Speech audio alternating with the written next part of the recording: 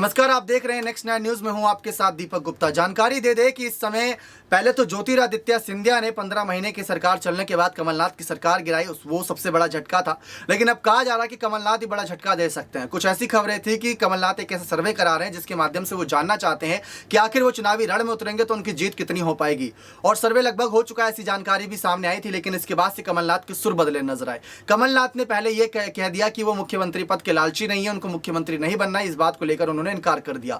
दूसरी बार यहां पर उनका जब बयान सामने आया तो उन्होंने साफ कहा कि उनको चुनाव भी नहीं लड़ना है। ये बात उनके द्वारा कही गई थी, ऐसा मीडिया रिपोर्ट्स में सामने आया। लेकिन इसके बाद एक और सच्चाई सामने आई कि कमलनाथ ने कहा कि भूले भटके बयान दे दिया होगा, लेकिन मैं 2 सीटों को लेकर कंफ्यूज था कि कहां से चुनाव लड़ूं। ये सारी बातें कही जा रही हैं। आप ये रिपोर्ट देखिए जिसके माध्यम से आपको ज्यादा जानकारी मिलेगी।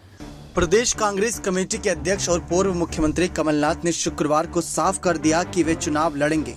सोनसर से लड़ेंगे या छिंदवाड़ा से, या आगे कुछ दिनों में पता चल जाएगा। दरअसल एक दिन पहले ऐसी खबरें सामने आई थी कि कमलनाथ चुनाव नहीं लड़ने वाले हैं। वे एक जगह बंद कर काम करने के बजाय पार्टी को पूरे प्रदेश में मजबूत करना चाहते हैं। कमलनाथ ने शिवपुरी के पोहरी में पत्रकारों से चर्चा में साफ किया कि उन्होंने कभी नहीं कहा कि वे चुनाव नहीं लड़ेंगे। उन्होंने कहा कि मैंने पत्रकारों को भोज आयोजित किया था, इसमें स्थानीय उम्मीदवारों की बात निकली, तब मैंने कहा कि सबसे ज्यादा परेशानी तो मुझे है। मैं छिंदवाड़ा विधानसभा का नहीं हूं, मेरा गांव और घर छिंदवाड़ा जिले की सोसर विधानसभा में आता है। सोसर वाले मुझसे कहते हैं कि आप सोसर से चुनाव क्यों नहीं लड़ते। मैं उनसे कहता हूं कि मेरी पहचान छिंदवाड़ा से है और कम ही लोगों ने सोसर का नाम सुना होगा। मैं कुछ समय बाद तय करूंगा कि मुझे कहां से चुनाव लड़ना है, सोसर या छिंदवाड़ा से। जब स्थानीय लोगों का टिकट देने की बात गई तो यहाँ पर मैंने उस संदर्भ में ये बात कही थी कि हाँ, ये जरूर कहना चाहता हूँ कि स्थानीय लोगों को और स्थानीय संगठन को टिकट वितरण में महत्व दिया जाएगा, उनकी राय महत्वपूर्ण होगी।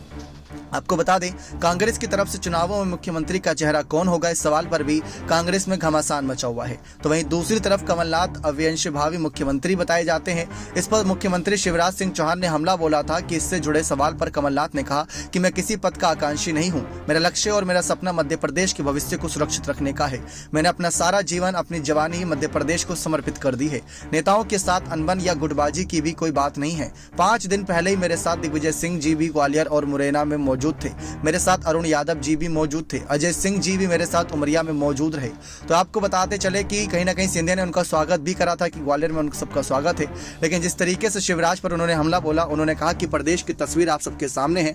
आज ऐसा कोई वर्ग नहीं जो परेशान नहीं है। मैं मतदाताओं पर पूरा विश्वास करता हूं कि वे अपना भविष्य सुरक्षित रखेंगे। करीब 215 महीने से प्रदेश में भाजपा सरकार है। 190 महीने शिवराज सिंह मुख्यमंत्री रहे। हमारी सरकार 15 महीने रही, उसमें भी 2.5 महीने लोकसभा चुनाव की आचार संहिता में चले गए। आज मुझसे 15 महीने का हिसाब मांगा जा रहा है, तो ऐसे में गलत बात है। लेकिन जिस तरीके से यहाँ पर साफ कर दिया गया कमलनाथ के द्वारा कि वो चुनाव लड़ेंगे, लेकिन कैसे, किन हालातों में वो देखना दिलचस्प रहने वाला है। देखा आप सभी ने, कमलनाथ ने पूरी बातें साफ कर दी। लेकिन सबसे बड़ी बात, ये जो बयान सामने आ रहे हैं कमलनाथ के कि मेरे पर पूरी जिम्मेदारी है, कांग्रेस पार्टी को सिर्फ एक सीट से नहीं बल्कि आगे की सीटों पर मेरे को जीत दिलानी है, सभी सीटों पर मेरी नजरें रहती है, 230 की 230 सीटों पर नजरें रहती हैं, प्रदेश अध्यक्ष पद की भूमिका को भी निभाना है। तो कमलनाथ शायद हिचकिचा रहे हैं। उनको लग रहा है कि इस बार थोड़ी बहुत दिक्कतें होंगी, क्योंकि पिछली बार तो सिंधिया का साथ मिला था, दिग्विजय सिंह भी पूरा समर्थन कर रहे थे। लेकिन इस बार अभी हाल ही में दिग्विजय और कमलनाथ के बीच भी कुछ अनबन की खबरें सामने आई थी। जब एक प्रोग्राम में शामिल हुए थे, सिंधिया भी साथ छोड़कर जा चुके हैं। कुछ बड़े मंत्री हैं जो ये कह रहे हैं कि अभी मुख्यमंत्री चेहरा तय नहीं हुआ। तो ऐसे में ये कोई थोड़ी बहुत कहीं ना कहीं अपने आप में हिचकिचाहट की खबरें हैं। लेकिन मल्लिकार्जुन खड़गे ऐसी भूमिका में क्या करेंगे, ये देखना बेहद दिलचस्प होने वाला है। लेकिन कमलनाथ के किए गए ये सारे ऐलान कांग्रेस पार्टी पर भारी भी पड़ सकते हैं, क्योंकि एक तरफ राहुल ने साफ कह दिया था कि कांग्रेस की आसान जीत होगी, और दूसरी तरफ कमलनाथ का चुनाव न लड़ने तक की बात कहना, जो कि कयासों पर कहा गया था। लेकिन अब यहां पर सच्चाई भी सामने आती नजर आ रही है। देखते हैं कांग्रेस पार्टी किस तरीके से इस बार के विधानसभा चुनाव से पार पाती है, क्या बहुमत से जीत पाती है नहीं, ये देखना बेहद दिलचस्प रहेगा। बने रहिए चैनल के साथ। ऐसी और तमाम जानकारियों के लिए बहुत बहुत धन्यवाद।